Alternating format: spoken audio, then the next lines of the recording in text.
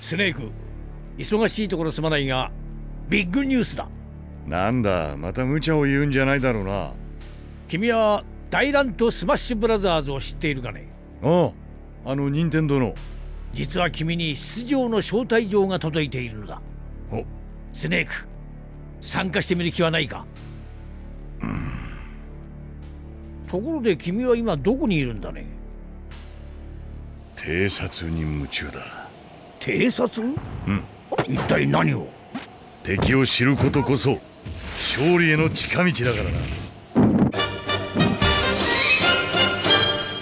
ショータイムだ。